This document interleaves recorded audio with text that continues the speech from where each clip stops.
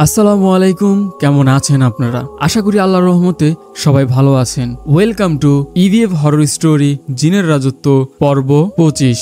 Technical issue থাকার কারণে আজকের এই এপিসোডে ফেসক্যাম হচ্ছে না, তবে পরবর্তী এপিসোডে অবশ্যই ফেসক্যাম থাকবে। তবে আশা করি ফেসক্যাম না থাকলেও আপনাদেরকে আজকের এই এপিসোডের মাধ্যমে ভয়ের এক জগতে নিয়ে যেতে পারবো।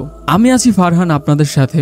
আপনারা দেখছেন ইভিএফ হরর স্টোরি জিনের রাজত্ব পর্ব 25। আজকের পর্বতে থাকছে বেশ ভালো ভালো ঘটনা এবং ইন্টারেস্টিং একটা ঘটনা, যেটা অবশ্যই আপনাদেরকে ভয়ের শিহরণ দিতে পারবে। এবং আপনারা যারা যাচ্ছেন আপনাদের ঘটনা আমাদের মাধ্যমে প্রচার করতে, তারা অবশ্যই সেটা প্রচার করতে পারবেন। ঘটনা শেয়ার করার মাধ্যম হচ্ছে আমাদের জিমেল অথবা আমাদের ফেসবুক গ্রুপের ইনবক্স। জিমেলে আপনি সহজেই আপনার ঘটনা পাঠাতে পারেন।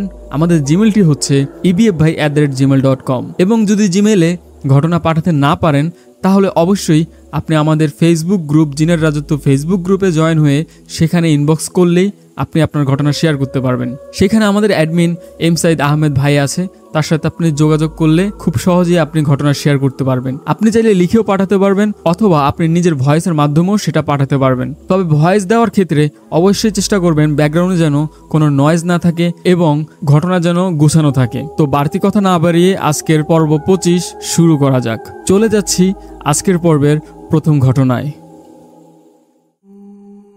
আসসালামু আলাইকুম ফারহান ভাই, আমি রিফাত গাজীপুরের কালিয়াকৈর থেকে বলছি।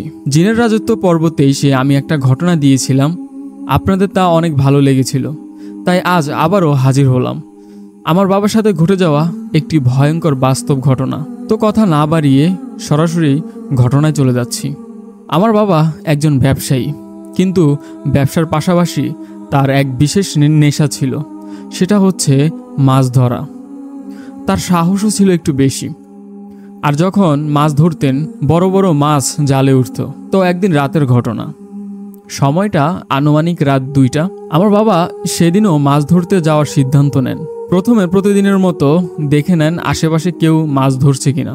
সে জায়গাটা এমনিতেই খুব ভালো ছিল না, যেই জায়গায় মাছ ধরতে গিয়েছিল, তাই একটু দেখে শুনে আমার বাবা যেতেন।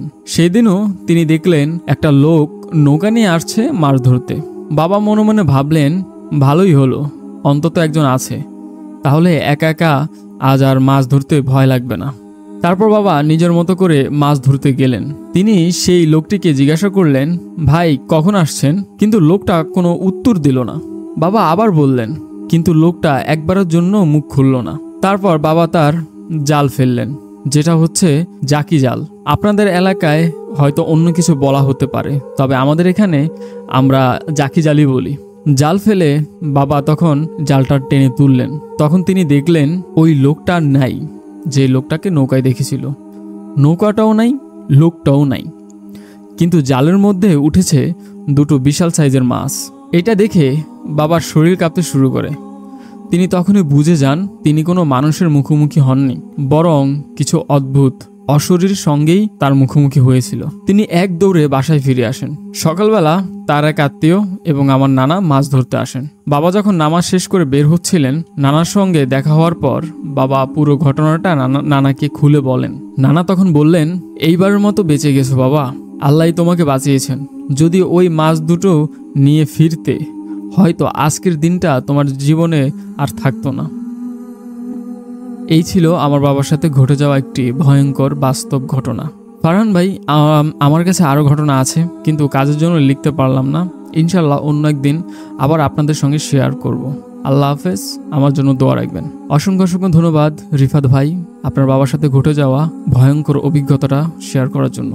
আমরা একটা জিনিসই বিশ্বাস করি, যে সেটা হচ্ছে ঘটনা ছোট হোক বাট সেটা সত্যি হোক। আমরা ফেক কোনো ঘটনা শেয়ার করতে চাচ্ছি না। তো আপনাকে অসংখ্য অসংখ্য ধন্যবাদ যে আপনার বাবার সাথে বাস্তব যে ঘটনাটা ঘটেছিল সেটা আপনি আমাদের সাথে শেয়ার করেছেন এবং আমাদের মাধ্যমে আরও অনেক মানুষ সেটা জানতে পারলো। আই হোপ এটা আমাদের দর্শকদের ভালো লেগেছে। তো চলে যাচ্ছে আজকের পর্বের পরবর্তী ঘটনায়। তবে পরবর্তী ঘটনায় যাওয়ার আগে আমি আবারও বলতে চাই, যারা এখনও আমাদের ফেসবুক গ্রুপ জিনের রাজত্ব ফেসবুক গ্রুপে যারা এখনও জয়েন হননি, তারা অতি শীঘ্রই জয়েন হয়ে যাবেন। কারণ সেখানে আমরা ঘটনা পাবলিশ করার আগে, মানে আমাদের এপিসোড পাবলিক হওয়ার আগে, আমরা সেখানে অ্যানাউন্সমেন্ট করে দেই যে কার কার ঘটনা পরবর্তী এপিসোডে থাকছে। তো সেই সব আপডেট পেতে এবং ঘটনার রিলেটেড আপডেট পেতে অবশ্যই আপনি আমাদের ফেসবুক গ্রুপে জয়েন হতে হবে। এবং যারা এখন আমাদের চ্যানেলটি সাবস্ক্রাইব করেননি তারা অবশ্যই চ্যানেলটি সাবস্ক্রাইব করবেন এবং আপনি আপনার বন্ধু এবং ফ্যামিলির সাথে আমাদের চ্যানেলটি শেয়ার করতে পারেন যারা এরকম সত্যি ঘটনাগুলো পছন্দ করেন। আশা করি তাদের কাছেও এটা ভালো লাগবে।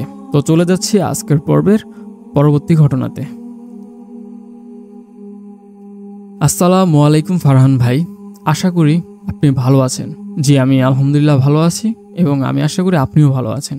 আমি এম সাইদ আহমেদ, জিনের রাজত্ব পরিবারের একজন নিয়মিত সদস্য। আজকে আমি যে ঘটনাটি আপনাদের সঙ্গে শেয়ার করব সেটি এসেছে আমার গ্রুপের একজন মেয়ে সদস্যর কাছ থেকে। নিরাপত্তার সাথে তিনি নিজের নাম প্রকাশ করতে চাননি, কারণ নাম বললে অনেকেই তাকে চিনে ফেলবেন। ঘটনাটি একেবারেই তার নিজের জীবনের, সরাসরি জিনের সাথে কানেক্টেড এবং পুরো ঘটনাটি জুড়ে রয়েছে ভয়ানক কালো জাদুর ছায়া। আশা করি এই ঘটনাটা জিনের রাজত্ব দর্শকদের হৃদয় ছুঁয়ে যাবে। তো চলুন শুরু করা যাক ঘটনাটি। আসসালামু আলাইকুম, আমি ময়মনসিংহে থাকি। আজকে আমার জীবনের একটি অদ্ভুত ও ভয়ঙ্কর সত্যি ঘটনা আপনাদের সঙ্গে শেয়ার করব। আমার দাদা দাদু থাকতেন গ্রামের বাড়িতে, আর আব্বু আম্মু থাকতেন ময়মনসিংহ শহরে। হঠাৎ একদিন আব্বু বলেন, চলো আমরা গ্রামে যাই। কোনো ব্যাখ্যা দিলেন না, শুধু বললেন চলো। আম্মু তখন গর্ভবতী ছিলেন। তারা রওনা দিলেন গ্রামের উদ্দেশ্যে। গ্রামের মেইন রোড থেকে বাড়ি যেতে হয় হেঁটে, প্রায় 15 থেকে 20 মিনিট। কোনো যানবাহন পাওয়া যায় না। তারা হাঁটতে লাগলেন। সেদিন আবার ভারী বৃষ্টি হচ্ছিল। কাদা আর পানিতে রাস্তা ছিল ভয়াবহ পিচ্ছিল। হঠাৎ আমার আম্মু পিছনে পড়ে গেলেন। সেই সময় ব্যাপারটা তেমন গুরুত্ব পায়নি, মনে হয়েছিল এটি একটি দুর্ঘটনা। কিন্তু বাসায় গিয়ে আম্মু আবার পড়ে গেলেন। কেউ কিছু বুঝে উঠতে পারছিল না। এইভাবে ঘটনাটা সেদিনের মতো শেষ হয়ে গেল। কিন্তু আসল খারাপ সময় তখনও শুরু হয়নি। আমি জন্মের পর থেকেই ছিলাম ভীষণ অসুস্থ। সুস্থ বাচ্চাদের মতো ছিলাম না আমি। একবার শরীর লাল হয়ে যেত, আরেকবার নীল হতো। খাওয়া দাওয়াও ঠিকমতো করতাম না। আমার দাদু একদিন স্বপ্নে দেখলেন এক বিশাল দাঁতওয়ালা ভয়ানক কিছু আমাকে টেনে নিয়ে যেতে যাচ্ছে।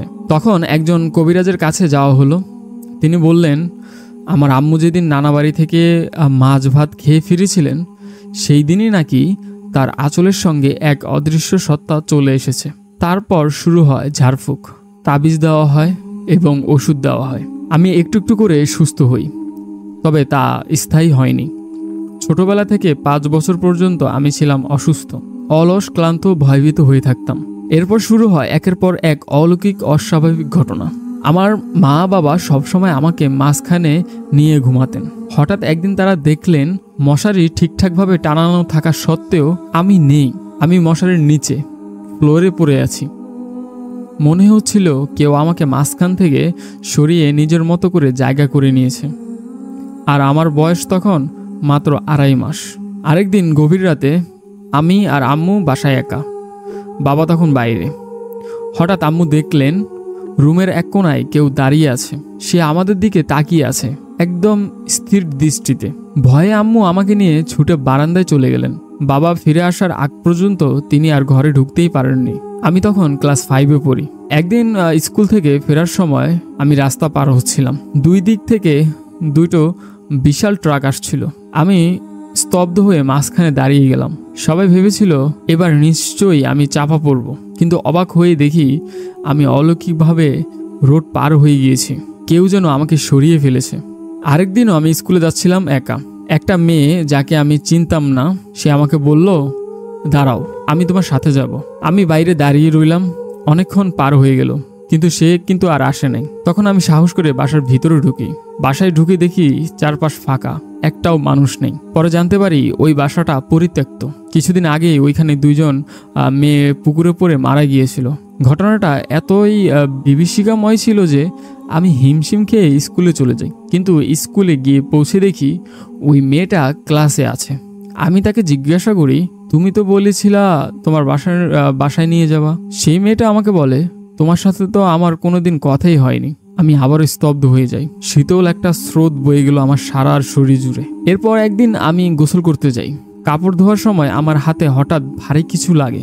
চোখ ঘুরিয়ে দেখি একটা কালো সাপ ফনা তুলে আছে আমার হাতে। আমি চিৎকার করে হাত ঝাঁকি দিয়ে সাপটা ফেলে দেই। সাপটা আমার দিকে আসার চেষ্টা করে, তারপর একটা মৃতদেহের নিচে ঢুকে যায়। আমি সেই জায়গায় পানি ঢালি, তবু সাপটা একটা ছিদ্র দিয়ে চলে যায়। এবার আসি আমার জীবনের সবচেয়ে ভয়াবহ অধ্যায়। আমার বয়স তখন 16 বছরের কাছাকাছি। তখন ছিল রমজান মাস, 11 রোজা ছিল, রাত 11টা বাজে। তখন হঠাৎ আমার ভীষণ শ্বাসকষ্ট শুরু হয়। আমাকে হাসপাতালে নিয়ে যাওয়া হয় এবং অক্সিজেন দেওয়া হয়। সকালে বাসায় ফিরি। পরের দিন আবার একই ঘটনা ঘটে। তৃতীয় দিনেও একই ঘটনা। এবার আম্মু সূরা ইয়াসিন পড়ে আমার গায়ে ফু দেন। হঠাৎ ঘরের পিছনে এক বিকট শব্দ হয়। একটা শক্তিশালী কিছু যেন চলে গেল ঘরের পিছন থেকে। পরে আমার বাবা, যিনি নিয়মিত আমল করতেন, জামাতে যেতেন, তিনি এসে আমার কানে আঙ্গুল ধরে দোয়া কালাম পড়তে থাকেন। হঠাৎ আমি হেসে উঠি এবং বলি আমার নাম। আরও অদ্ভুত আচরণ করতে থাকি। তখন বাবার অনুরোধে এক মুয়াজ্জেম হুজুর আসেন। তিনি বলেন, আপনার মেয়েকে লাল কাপড় পরতে দেবেন না, আমি কাজ করতেছি। পরের দিন আমার ফুফু আরেকজন হুজুর নিয়ে আসেন। তিনি আমার চোখে, নাকে এবং কানে মুখে সরিষার তেল দিয়ে দোয়া কালাম পরে ফু দেন। অবশেষে জিনটা বেরিয়ে আসে। সে বলে, আমি তো এই মেয়েকে ভালোবাসি, তাকে বিয়ে করতে চাই। হুজুর বলেন, জিন ও মানুষের মধ্যে বিয়ে বৈধ না, কিন্তু সে জিনটা মানতে চায় না। তাকে তারপর বোতল বন্দি করা হয় এবং মাটির নিচে পুঁতে রাখার ভয় দেখানো হয়। তারপর সে বলে, আমাকে মাটিতে পুঁতা দিও না, আমাকে তোমার লাগবে। শেষমেশ তাকে মুক্ত করে দেওয়া হয়। তবে এইখানে কিন্তু শেষ নয়। রোজার ঈদের পরের ঘটনা। হঠাৎ করে আমি আবার ভয়ানকভাবে অসুস্থ হয়ে যাই। 3 ঘন্টা আমি অচেতন থাকি। নাকে মুখে কিছুই চলছিল না, একদম মৃত্যুর মতো। সব আত্মীয় স্বজন জড়ো হয়ে যায়, সবাই কান্নায় ভেঙে পড়ে। এরপর হঠাৎ আমি হুঁশে ফিরে আসি। আমার প্রাইভেটের যে টিচার ছিলেন, সেই টিচারের নাম ওঠে আসামের তালিকায়। সেও কিন্তু আমাকে পছন্দ করত, কিন্তু কখনো মুখে বলেনি কিছু। একদিন আমার একটা জামা হারিয়ে যায়, কিন্তু অবাক করার বিষয় হচ্ছে সেই জামাটা আমি আমার সেই টিচারের রুমে দেখতে পাই, তাও কোলবালিশের নিচে লুকানো ছিল। এরপর নানা ধরনের ঝামেলা চলতে থাকে। আমাকে ঢাকায় পাঠানো হয়। সেখানেও আমি দেখতে পাই বারান্দায় আগুনের গোলা পড়ছে এবং পেঁচা এসে বসে আছে জানালায়। এইসব আমি দেখতে পাই আমি ঢাকা আসার পরে। হুজুর বলেন, এই বাসায় থাকা যাবে না, বাসা বদলাতে হবে। তারপর বাসা বদলানো হয়, তাও আমার শরীর খারাপ হতে থাকে। শেষমেশ আমাকে পাগলা মসজিদের এক হুজুরের কাছে নেওয়া হয়। তিনি দেখেই বলেন, এই মেয়ে অনেক বড় ঝামেলায় আছে, আমার পক্ষে সম্ভব না। তিনি আরেকজন হুজুরের ঠিকানা দেন। তো আমি যখন তার বাসার সামনে যাই, ভিতরে ঢুকতেই পারছিলাম না আমি, কারণ আমার মাথা ফেটে যাচ্ছিল ব্যথায়। আমি তার বাসার ভিতরে ঢুকতে পারছিলাম না। তো তারপর অনেক কষ্ট করে ভিতরে নেওয়া হয় আমাকে। সে হুজুর পরীক্ষা করে বলেন, এখান থেকে ওঠা সহজ হবে না, অনেক গভীর সমস্যা। তো চিকিৎসা চলতে থাকে। খরচ হয় প্রায় 7 থেকে 8 লক্ষ টাকা। কিন্তু তাও কিছুদিন ভালো থাকতাম, কিছুদিন আবার খারাপ। এর মধ্যে আবার আমার বাবার উপর ব্ল্যাক ম্যাজিক করা হয়, যাতে ইনকাম বন্ধ হয়ে যায় এবং আমি সুস্থ হতে না পারি। এইভাবে বারবার আবার শুরু হয় নতুন নতুন সমস্যা। হুজুর শেষমেশ বলেন, এই ছেলেটা যতদিন বেঁচে থাকবে ততদিন এই সমস্যা চলতে থাকবে, এই সমস্যা যাবে না। ওর পিছনে শয়তান লেগেই থাকবে। কিন্তু কোন ছেলেটার কথা বলা হয়েছে? আমার সেই প্রাইভেট টিচারের কথা বলা হয়েছিল। আমি এখনও সেই বিভীষিকাময় সময় পার করছি। সবাই আমার জন্য দোয়া করবেন। আল্লাহ যেন এই মুসিবত থেকে আমাকে হেফাজত রাখেন। ঘটনাটা এই পর্যন্তই ছিল এবং আমরা শেষে জানতে পারি তার সাথে এগুলো এখনো চলমান। তো আমরা সবাই দোয়া করব আল্লাহ যেন তাকে অতি শীঘ্রই এই মুসিবত থেকে উদ্ধার করেন। তো আমি এই ঘটনার ব্যাপারে যেটা বলবো, যে ঘটনাটা সত্যি ছিল, ঘটনাটা যাচাই বাছাই করে সিলেকশন করা হয়েছে। আশা করি ঘটনাটা আপনাদের কাছে ভালো লেগেছে। কেমন লেগেছে সেটা অবশ্যই তো কমেন্টে বলবেন। এবং তার সাথে আমি কিছু কথা বলতে চাই, সেটা হচ্ছে ব্ল্যাক ম্যাজিক জিনিসটা আসলে কোনো দিক থেকেই ভালো কিছু না। এগুলা যারা করে তারাও ভালো না। আপনি কাউকে পছন্দ করছেন, তাকে পাওয়ার জন্য কিছু করলেন, মানে ব্ল্যাক ম্যাজিক, কিন্তু উল্টো তারই ক্ষতি হবে। ব্ল্যাক ম্যাজিক কারো ভালো হয় না, হবেও না। আমি যেটা বলবো, যে যিনি ঘটনাটা পাঠিয়েছেন তাকে উদ্দেশ্য করে আপনারা আসলে খোঁজ করেন এমন কাউকে যে আসলে সত্যি এখান থেকে উদ্ধার করতে পারবে। হয়তো আপনাদের এখন অনেক সাফার করতে হচ্ছে, বাট আপনারা চেষ্টা চালিয়ে যান। আশা করি কাউকে না কাউকে আল্লাহ অবশ্যই আপনাদের কাছে পাঠাবে বা আপনারা তাদের কাছে যেতে পারবেন। সবশেষে দোয়া আমাদের তরফ থেকে রইল, আমরা সবাই দোয়া করব যেন আপনি এই সমস্যা থেকে বের হতে পারেন, আপনি ভালো হয়ে যেতে পারেন, এবং যে এই কাজটা করেছে আল্লাহ যেন তাকে হেদায়েত দেয়, এই কামনাই করি। তো দর্শক, কেমন লাগলো ঘটনাটা সেটা অবশ্যই কমেন্টে আপনারা জানাবেন। আর ধন্যবাদ এম সাইদ আহমেদ ভাই ঘটনাটা কালেক্ট করে আমাদের সাথে শেয়ার করার জন্য, এবং যিনি ঘটনাটা পাঠিয়েছেন তিনি তো নাম বলেননি, তবে যিনি পাঠিয়েছেন তাকেও অসংখ্য অসংখ্য ধন্যবাদ। এত কিছুর মাঝে তিনি তার জীবনের এই সত্যিটা আমাদের মাঝখানে শেয়ার করার জন্য। চলে যাচ্ছি আজকের পর্বের পরবর্তী ঘটনাতে। আসসালামু আলাইকুম ফারহান ভাই, আশা করি আল্লাহর রহমতে ভালো আছেন। ফারহান ভাই, আশা করি আপনি আমাকে চিনবেন। আমি সেই ছেলেটা, একদিন আপনি সাইকেল চালিয়ে ব্লগ করছিলেন, তখন আপনাকে সামনাসামনি দেখা করেছিলাম। আমি আরাফাত, জিনের রাজত্ব ফ্যামিলির একজন নিয়মিত সদস্য। হ্যাঁ, আমি আপনাকে চিনতে পেরেছি। তো চলে যাচ্ছি তার ঘটনাতে। ঘটনাটা ঘটেছে আমাদের শরীয়তপুর জেলার ভোজেশ্বরে। ঘটনাটা শুরু থেকে বলছি, তাই একটু বড় হতে পারে। একদিন আমার ফুফাতো বোন তার ছেলেকে নিয়ে আমাদের বাড়িতে আসেন। বাসায় আসার পর সবাই কথা বলছিলাম। আম্মু, আমি ও ফুফাতো বোন সামনের রুমে ছিলাম, আর ভিতরের রুমে ছিল আমার বাবা, ছোট বোন ও ভাগিনা। আলোচনা হচ্ছিল কিছু ভৌতিক বিষয় নিয়ে। তো এই প্রসঙ্গে হঠাৎ ফুফাতো বোন বলেন, মামি, আমাদের সাথে যা ঘটেছে আপনি কি তা বিশ্বাস করবেন? আম্মু একটু চুপ থাকলেও আমি আগ্রহ নিয়ে বললাম, কি হয়েছে আপু, বলো তো কি হয়েছে। তখন তিনি শুরু করলেন সেই ভয়ঙ্কর ঘটনা। আজ থেকে প্রায় 8-9 বছর আগের কথা। তখন ভাইয়াদের বাড়ির চারপাশে এত গাছপালা ছিল যে দিনের বেলা রোদ পড়তো না। আমি যে ভাইয়ের কথা বলছি সে আমার ফুফাতো ভাই ছিল। তো তাদের ঘরের একপাশে ছিল পুকুর, আর পিছন দিকটা ছিল ফাঁকা ও নির্জন। চারপাশে এতটাই নিস্তব্ধতা ছিল যে গাছ ছমছমে পরিবেশ, যে কেউ ভয় পেয়ে যেত এমন একটা পরিবেশ ছিল। আর সবচেয়ে ভয়ের বিষয় ছিল যে ভাইয়াদের বাড়ির সামনে ছিল পারিবারিক কবরস্থান। ভাইয়াদের বাবা মা, অর্থাৎ আমার ফুফু আর ফুফা, ভাইয়াদের ছোট রেখেই তারা মারা যান। বাড়িতে থাকতো শুধু ভাইয়া আর আপু। তাদের এক চাচাতো ভাই ছিল, নাম হচ্ছে শাহিন। সে মাঝে মাঝে সন্ধ্যায় তাদের ঘরের চালায় ঢিল ছুঁড়ে মারত ভয় দেখানোর জন্য। এক রাতে প্রায় 1টা বা 2টা বাজে ভাইয়া সামনের রুমে ঘুমাচ্ছিলেন, আপু ছিলেন ভিতরের রুমে। হঠাৎ ভাইয়ার ঘুম ভাঙলো এক রহস্যজনক শব্দে। ছাদের ওপরে কে যেন ঢিল ছুঁড়ছে। ভাইয়ার মনে হলো এটা তো নিশ্চয়ই শাহিন হবে, কিন্তু এত রাতে ঢিল মারছে। ভাইয়া বিরক্ত হয়ে উঠল। সে সঙ্গে সঙ্গে আপুকে ডেকে বলল, আজকে শাহিনকে আমি দেখে নিব। তো তাদের ঘরে একটা কুড়াল ছিল। ভাইয়া আপুকে বললেন, তুই কুড়ালটা এনে দে, সব লাইট বন্ধ কর, আমি দরজা খুলে বাইরে যাব, তুই দরজার পিছনে থাকবি। আপুকে যেমন বলা হয়েছিল তেমনই করলেন। ভাইয়া সাহস করে দরজা খুলে বেরিয়ে দাঁড়ালেন, হাতে কুড়াল নিয়ে। ঠিক তখনই ঘরের পিছনে চালের দিকে এক বিশাল ঢিল গিয়ে পড়ল। ভাইয়ার বুক ধরাস করে উঠল। চোখ রাখলেন শাহিনদের ঘরের দিকে। সব কিছু স্বাভাবিক, কোনো শব্দ নেই, কেউ নড়াচড়াও করছে না। ভাইয়া যখন ঘরে ফিরে আসতে যাবেন তখনই চোখ আটকে গেল একটা দৃশ্যে। কবরস্থানের পাশে দাঁড়িয়ে আছে এক সাদা অবয়ব, ঠিক যেন কাফনের কাপড়ের মোড়া কোনো এক মৃত মানুষ। স্থিরভাবে তাকিয়ে আছে ভাইয়ার দিকে। ভাইয়া কুড়াল হাতে দাঁড়িয়ে আছে, কিন্তু একটু নড়তে পারছে না। ভয় যেন তার শরীরকে জমিয়ে ফেলেছে। সাদা অবয়বটি ধীরে ধীরে হাঁটতে হাঁটতে রাস্তার দিকে চলে গিয়ে অন্ধকারে মিলিয়ে গেল। ভাইয়া আর দেরি করলো না, দরজা ঠেলে ঘরে ঢুকে পড়ে, লাইট জ্বালিয়ে খাটে বসে পড়ল। আপু তখনও জানতেন না যে কি ঘটেছিল। ভাইয়া বারবার বলছিল, আল্লাহ তুমি রহম করো, আমি কি দেখলাম এটা। তার মাথা ঘেমে একেবারে ভিজে গেছে। আপু ভয় পেয়ে পানি দিলেন এবং বললেন, কি হয়েছে, তুই কি দেখেছিস? ভাইয়া প্রথমে বলতে না চাইলেও পরে সব খুলে বললেন।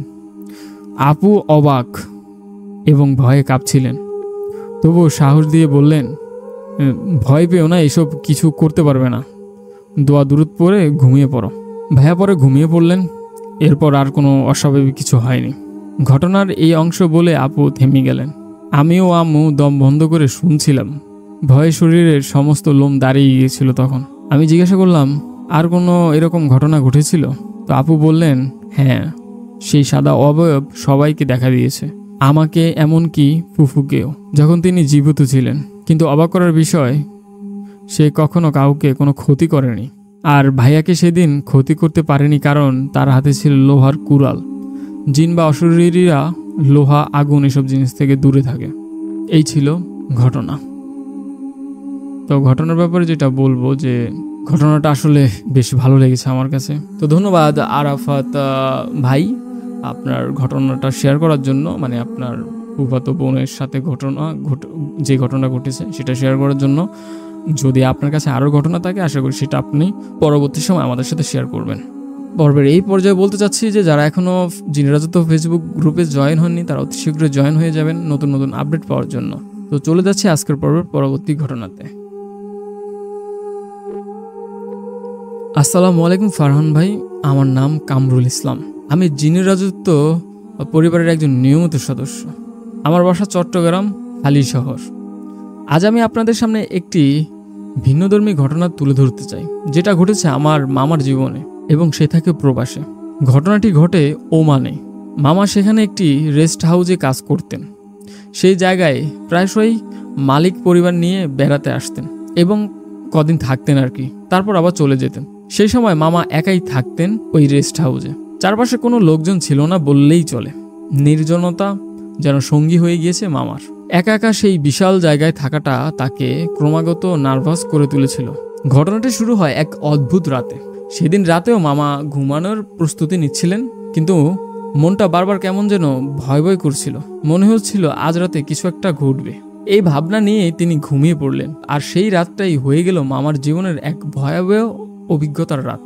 রাতের কিছুই তিনি ঠিকমতো মনে করতে পারেননি, কিন্তু সকালে ঘুম ভেঙেই শরীর যেন এক অদ্ভুত অবসাদে ভেঙে পড়ল। গা ঝিমঝিম করছে। মনে হচ্ছিল ঘুমের মধ্যেই কেউ যেন তাকে ভীষণভাবে মারধর করেছিল। শরীরটা কয়েকটা জায়গায় ছিল ফোলা, মানে ফুলে গিয়েছে, এবং ব্যথা ছিল মারাত্মক। মনে হচ্ছিল তিনি যেন সারা রাত কোনো কুস্তির ময়দানে ছিলেন, কারোর সাথে কুস্তি করেছেন, কিন্তু তার সেই রাতের কথা কিন্তু কিছু মনেই নেই। তিনি কাঁপা কাঁপা হাতে নাস্তা তৈরি করতে গিয়ে ভাবতে লাগলেন, এটা কি শুধু শরীর খারাপ নাকি কোনো অজানা কিছু ঘটেছে আমার সাথে। এরপর শুরু হয় আরও অদ্ভুত ঘটনা। মামা ফ্রিজ খুলে দেখেন যেসব জিনিস তিনি 2 দিন আগে বাজার করে রেখেছিলেন তার কিছুই নেই। ফ্রিজের ডয়ার একদম ফাঁকা, ফলমূল কিছুই নেই। অথচ তিনি ঠিক মনে করতে পারছিলেন না সেগুলো কোথায় রেখেছিলেন কিংবা রেখেছিলেন কিনা। মনে মনে কিন্তু সে ভীতু হয়ে গেলেন। সে ভাবছিলেন রাতে কি কেউ এসেছিল নাকি। ভয়ে তিনি তার দূরের এক কাজিনকে ফোন দিতে গেলেন, কিন্তু তখনই শুরু হলো আরেকটা ধাক্কা। মোবাইলটা যেভাবে রেখে ঘুমিয়েছিলেন সকালে উঠে দেখলেন তার স্ক্রিন ভেঙে গেছে, মানে ফোনের স্ক্রিনটা ভেঙে গেছে। তবে শুধু ভাঙা না, মোবাইলটা যেন বেঁকে গেছে অস্বাভাবিকভাবে। এক পাশে উঁচু আর এক পাশে নিচু হয়ে গেছে। তিনি অবাক হয়ে ভাবলেন, রাতে কি সত্যি কিছু হয়েছিল? কেউ কি মোবাইল দিয়ে আমার মাথায় আঘাত করেছিল? কারণ মাথাও একটা জায়গায় হালকা ব্যথা অনুভব করছিলেন। আর তখনই দেখা গেল ভয়ঙ্কর এক দৃশ্য। মামার ঘরের এক কোণায় তার চোখ গেল। তিনি স্পষ্ট দেখলেন সেখানে একটা অদ্ভুত অবয়ব দাঁড়িয়ে আছে। মনে হচ্ছিল সেটা জিন। ভয় পেয়ে মামা সেই দিকে পানি ছুঁড়ে মারেন। তখন সেই অদৃশ্য অবয়বটি আরবি ভাষায় কথা বলে। সে আরবি ভাষায় যেটা বলে সেটা হচ্ছে মানুষ ভালো না। এই কথাটা ওই অবয়বটি বলে আরবিতে। এই কথাগুলো শুনে মামার বুক কেঁপে উঠে। চারদিক যেন নিস্তব্ধ আর ভারী হয়ে উঠেছিল। মামা নিজে বলছিলেন সেই রাতটা যেন কখনো শেষই হচ্ছিল না। ঘটনা এখানে শেষ নয়। এই রাতের পরেও মামা মাঝে মাঝে এরকম অদ্ভুত ভৌতিক অভিজ্ঞতার সম্মুখীন হন। এই পুরো ঘটনার ছবি এবং আরবিতে জিনের বলা সেই কথা সব আমি জিনের রাজত্ব গ্রুপে শেয়ার করব ইনশাল্লাহ। এই ছিল আমার মামার জীবনের একটি বাস্তব ঘটনা। এমন অনেক ঘটনা আছে আমার মামার জীবনে। ঘটনাটা যদি দর্শকদের ভালো লাগে তাহলে ইনশাল্লাহ আগামীতে আরও শেয়ার করব। ধন্যবাদ কামরুল ইসলাম ভাই। ঘটনাটা আসলেই ভিন্ন ছিল।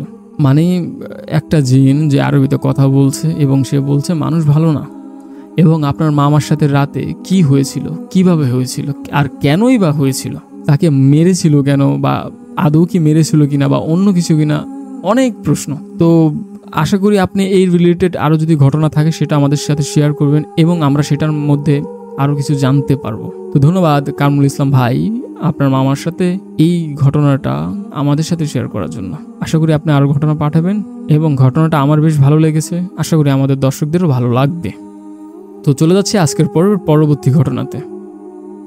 আমি সাদাত রায়হান, চট্টগ্রামের হালিশহর এলাকায় থাকি। ঘটনাটি আজ থেকে প্রায় 5 বছর আগের। ডিসেম্বর মাসের এক হাড় কাঁপানো শীতের রাত ছিল তখন। সেদিন আমি আর আমার বন্ধু রুবেল হালিশহর থেকে বাইকে করে পতেঙ্গায় এক আত্মীয়ের বাড়ি গিয়েছিলাম। সেখানে রাত হয়ে যাওয়ায় আমরা একটু দেরি করেই ফিরছিলাম। ফেরার পথে আমাদের গ্রামের পুরনো কবরস্থানের পাশ দিয়ে যেতে হচ্ছিল। ছোটবেলা থেকে শুনে এসেছি ওই কবরস্থানের নাকি কিছু একটা দেখা যায়, মানে ওই কবরস্থানে রাতে নাকি কিছু একটা দেখা যায়। তবে আমরা সে কথা আমলে নেইনি। বাইক চালিয়ে যাচ্ছিলাম নীরব মনে, কিন্তু ঠিক কবরস্থানের সামনে এসে পৌঁছাতে হঠাৎ বাইকটি বন্ধ হয়ে গেল। আমি অনেকবার চেষ্টা করলাম কিন্তু কিছুতেই স্টার্ট নিচ্ছিল না। চারপাশে ছিল ঘোর নিস্তব্ধতা, আর তখন শীত এতটাই ছিল যে হাড়ে হাড়ে ঢুকছিল ঠান্ডা। তার মধ্যে হঠাৎ কুয়াশার ভেতরে কিছু একটা নড়তে দেখলাম। আমরা তাকিয়ে দেখি একটা সাদা কাপড়ে মোড়ানো অবয়ব ধীরে ধীরে আমাদের দিকে এগিয়ে আসছে।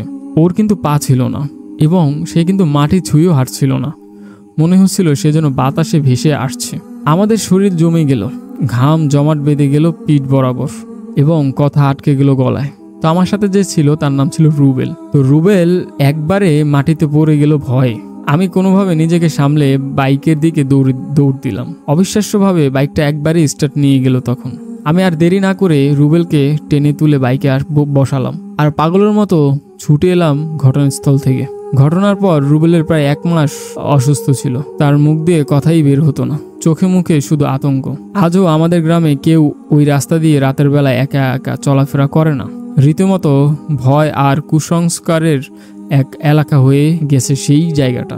আমি এখনো জানি না সেদিন আমাদের সামনে যা এসেছিল সেটা কি সত্যিই কিছু ছিল নাকি আমাদের চোখের ভুল। কিন্তু আমি একটা জিনিস জানি, সেটা হচ্ছে ওই রাতের কথা এবং সেই সাদা কাপড়ের মোড়ানো ভেসে আসা যে অবয়ব আর রুবেলের জমে যাওয়া যে মুখ, এই দৃশ্য আমি জীবনের শেষ দিন পর্যন্ত ভুলতে পারবো না।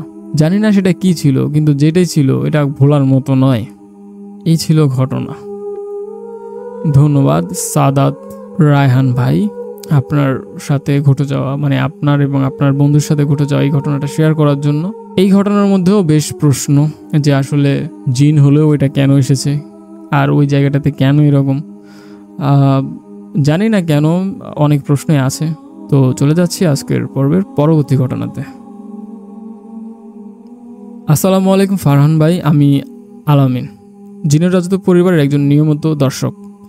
আজ আমি আপনাদের সঙ্গে একটি সত্যি ঘটনা শেয়ার করতে চাই। ঘটনাটা আমার নানার বাড়ির পুরনো পুকুর ঘিরে। ছোটবেলা থেকেই শুনে আসছি এই পুকুরটি বহু পুরনো এবং বহু রহস্যময়। স্থানীয়ভাবে অনেকে বলেন এখানে কিছু আছে, তবে তেমনভাবে আমলে নেয়নি কখনো কেউ। আমি ভাবছিলাম একদিন গিয়ে ওইখানে গোসল করব, কিন্তু এমন কিছু ঘটলো যা শুনে আমি আজও সেদিকে একা তাকাতে ভয় পাই। কিছুদিন আগে আমাদের এলাকায় এক ছেলে বিকেলবেলা একা গিয়ে ওই পুকুরে গোসল করতে নামে। ছেলেটা ভালো সাঁতারও ছিল, আগেও বহুবার সেই পুকুরে সাঁতার কেটেছে, কিন্তু সেই দিন রাত পেরিয়ে যাওয়ার পরেও সে আর বাড়ি ফেরেনি। পরের দিন ওই পুকুরে তার মৃতদেহ পাওয়া যায়, আর মৃতদেহের অবস্থা ছিল অস্বাভাবিক।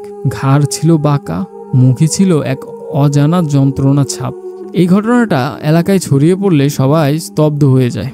একের পর এক কান্না, শোক আর প্রশ্ন, এটা কিভাবে সম্ভব। কিন্তু এখানে শেষ না। পরে আরও শোনা যায় যে এর আগেও এই পুকুরে একা একা নেমে 2জন মানুষ মারা গিয়েছেন। তাদের মৃত্যুও ছিল এমন রহস্যময়। এই ঘটনা জানার পর আমি নিজেও ভয় পেয়ে যাই, কারণ কিছুদিন আগেই আমি নিজেই সেই পুকুরে গোসল করার জন্য প্ল্যান করেছিলাম। আর আমি তো সাঁতারই পারি না, কিন্তু আল্লাহর রহমতে কোনো না কোনোভাবে অজানা কারণে আমি আর সেখানে যাইনি। পরে যখন এই মৃত্যুগুলোর কথা জানলাম তখন বুকের ভিতর যেন কেঁপে উঠেছিল। ভেবে দেখলাম আল্লাহ যেন নিজেই আমাকে বাঁচিয়ে দিয়েছেন। এই ঘটনার পর আমরা সবাই সিদ্ধান্ত নিয়েছি আর কখনো কেউ একা ওই পুকুরে নামবো না। দিন হোক বা রাত, একা থাকলে কেউ এখানে যাবে না। সেই পুকুর আজও আছে, কিন্তু তার চারপাশে যেন ছড়িয়ে আছে এক অদৃশ্য ভয়। তো এই ছিল আমার পাঠানো ছোট্ট কিন্তু ভয়ের বাস্তব অভিজ্ঞতা। আমার কাছে আরও ঘটনা আছে ছোট বড়, যদি দর্শকদের পছন্দ হয় তাহলে আমি অবশ্যই পাঠাবো। আল্লাহ হাফেজ। ধন্যবাদ আলামিন ভাই, আপনাদের ওই পুকুরটার নিয়ে যে ঘটনা আছে সেটা শেয়ার করার জন্য। যদি সম্ভব হয় তাহলে সেই পুকুরের ছবি তুলে আপনি আমাদের ফেসবুক গ্রুপ জিনের রাজত্বে ওইখানে আপনি শেয়ার করতে পারেন, যাতে করে আমাদের দর্শকরা সেই পুকুরটি দেখতে পারে। যদি সম্ভব হয় অবশ্যই সেটা করবেন। এবং আপনাকে ধন্যবাদ ঘটনাটা শেয়ার করার জন্য। ঘটনাটা ভালো ছিল এবং আশা করি আপনি আরও সামনে ঘটনা পাঠাবেন। এবং আমাদের দর্শকদের কাছে কেমন লেগেছে সেটাও দর্শকরা কমেন্টে বলবেন।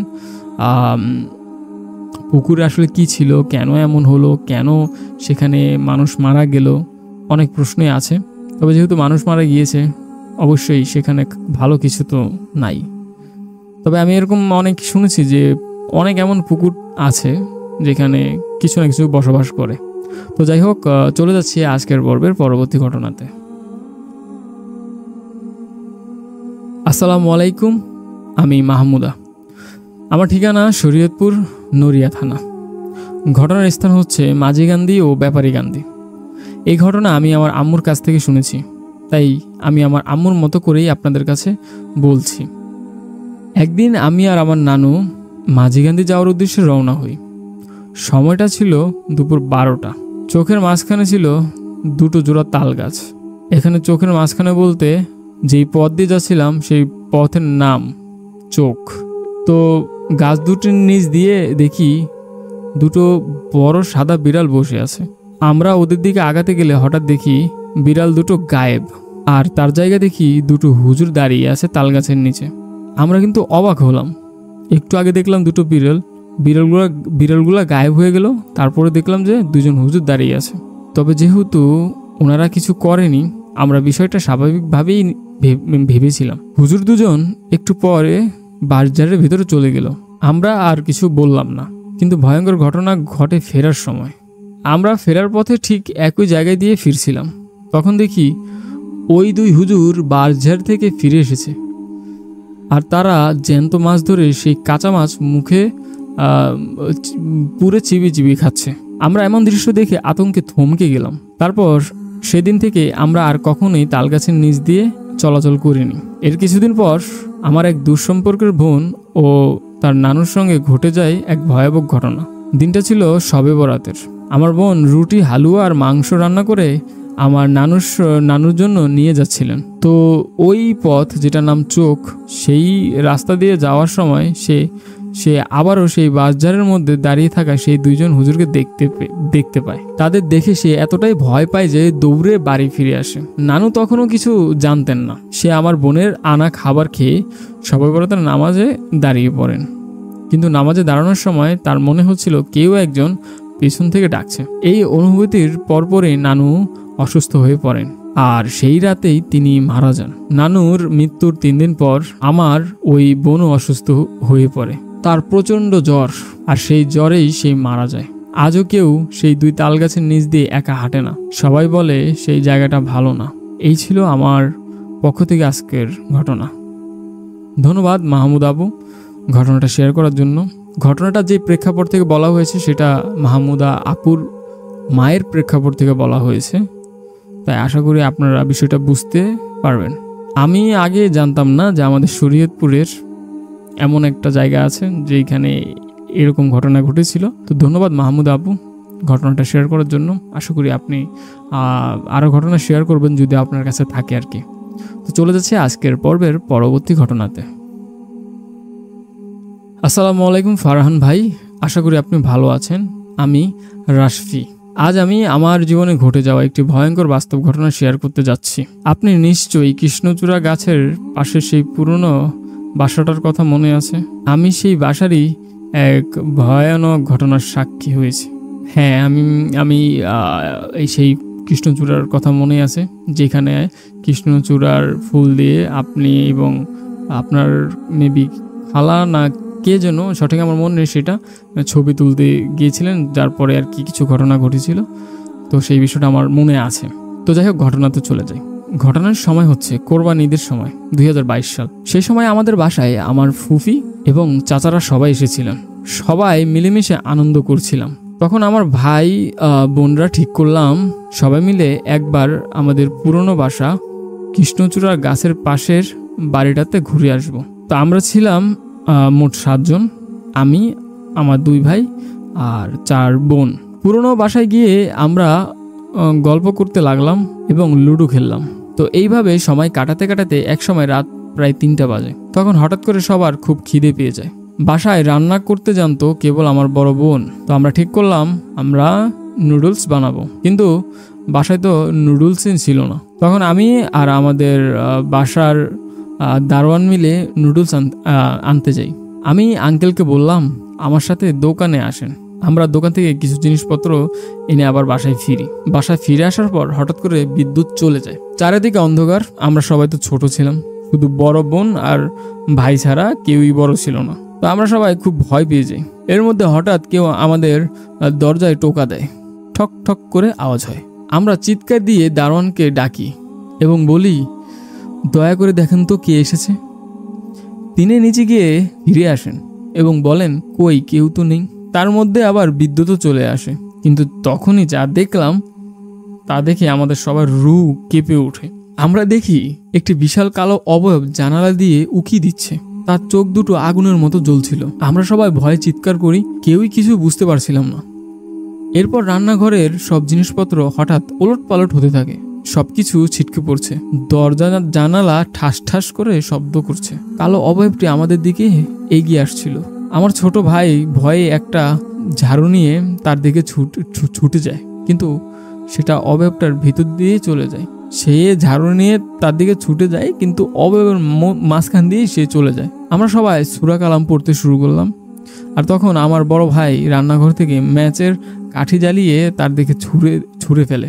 তখনই দেখা গেল সে আগুনকে ভয় পাচ্ছে। আমরা সাথে সাথে আমাদের লুডোর বোর্ডে আগুন ধরিয়ে দিই। সেটাও তার দিকে ছুঁড়ে মারি। আগুন ধরিয়ে দেওয়ার পর সে ধীরে ধীরে পিছিয়ে যেতে শুরু করে আর তারপর সেখান থেকে অদৃশ্য হয়ে যায়। আমরা সেই মুহূর্তে দৌড়ে গিয়ে সব দরজা জানালা বন্ধ করে ফেলি। আমরা সবাই রান্নাঘরে আগুন জ্বালিয়ে বসেছিলাম।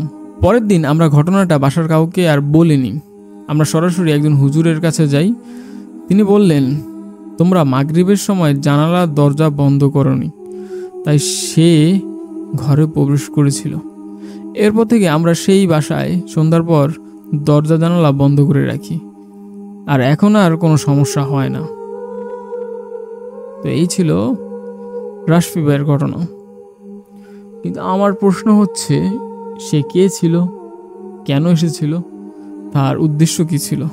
অবশ্যই এটার পিছনে কোনো না কোনো ব্যাপার আছে, না হলে সে এমন কেন করলো? তো ধন্যবাদ রাশফি ভাই ঘটনাটা শেয়ার করার জন্য। তো প্রিয় দর্শক, আজকের পর্ব এতটুকুই। আশা করি আজকের পর্ব আপনাদের কাছে ভালো লেগেছে। আমি এতক্ষণ ছিলাম ফারহান আপনাদের সাথে। আপনারা দেখছিলেন ইভেভ হরর স্টোরি জিনের রাজত্ব পর্ব 25। আজকের পর্ব এতটুকুই, এবং আজকের পর্বতে যারা যারা ঘটনা শেয়ার করেছেন সবাইকে অসংখ্য অসংখ্য ধন্যবাদ। এবং আশা করি তারা শুনছেন আজকের ঘটনাটা, এবং যারা এখন শুনছেন তারা কমেন্টে অবশ্যই জানাবেন। দর্শকদের বলছি এই কথাটা, জানাবেন কেমন লাগলো ঘটনাগুলো, কার ঘটনা বেশি ভালো লেগেছে সেটাও কমেন্টে মেনশন করবেন। আর আসলে সবাই কষ্ট করে ঘটনা লিখে পাঠাচ্ছেন। এম সাইদ আহমেদ, রাশফি ভাই, যারা যারা পাঠিয়েছেন ধন্যবাদ দিলেও কম হয়ে যাবে। তারপরও ইভিএফ হরর স্টোরি এবং জিনের রাজত্ব শোয়ের পক্ষ থেকে সবাইকে অসংখ্য অসংখ্য ধন্যবাদ। আশা করি আপনারা সামনের দিকে আরও ঘটনা পাঠাবেন। তো প্রিয় দর্শক, এতক্ষণ ছিলাম আমি আপনাদের সাথে। জানি না আমি কতটুকু ভালোভাবে আপনাদেরকে ঘটনাটা এপিসোডটা প্রেজেন্ট করতে পেরেছি, বাট চেষ্টা করেছি ভালোভাবে করার জন্য। এবং টেকনিক্যাল ইস্যু থাকার কারণে ফেস ক্যাম হচ্ছিল না আজকের এপিসোডে, যেটা আমি সবসময় করি, যে আমি নিজেই ফেস ক্যাম ক্যামেরার সামনে থাকি, কিন্তু সেটা টেকনিক্যাল ইস্যুর কারণে এই পর্বতে করা হয়নি। আশা করি সামনের পর্বতে সেটা থাকবে।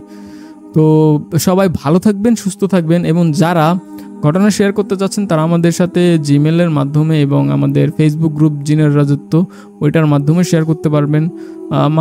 শেয়ার করার মাধ্যম হচ্ছে জিমেলে আপনি শেয়ার করতে পারবেন, যেটা হচ্ছে evfbhai@gmail.com। জিমেলে যাবেন, আপনি ঘটনা লিখে সেখানে আমাদেরকে সেন্ড করতে পারেন। তবে সেটা না পারলে অবশ্যই আমাদের জিনের রাজত্ব ফেসবুক গ্রুপের ইনবক্সে এম সাইদ আহমেদ ভাইয়ের সাথে যোগাযোগ করে ঘটনা শেয়ার করতে পারবেন। চাইলে ভয়েসের মাধ্যমেও পারবেন বা লিখিতভাবেও পারবেন। তবে ভয়েসের মাধ্যমে শেয়ার করতে গেলে অবশ্যই খেয়াল রাখবেন ব্যাকগ্রাউন্ডে যেন কোনো নয়েজ না থাকে এবং যেন কথা গোছানো থাকে এবং একদম পরিশুদ্ধ ভাষায় বলা হয়। এবং অবশ্যই আরেকটা মেসেজ দিতে যাই এই এপিসোডের মাধ্যমে, কালো জাদু থেকে দূরে থাকবেন। এটা ভালো না। এটা করলে আপনিও বিপদে পড়বেন এবং যাকে করবেন সে তো পড়বেই, এবং সেই জিনিসটা আপনার ঘরেও চলে আসতে পারে। তাই এগুলো থেকে আপনারা সবাই বিরত থাকবেন। আল্লাহ সবাইকে হিদায়াত দিক, যারা এগুলো করে তাদেরকে হিদায়াত দিক। তো বিদায় নিচ্ছি, আল্লাহ হাফেজ।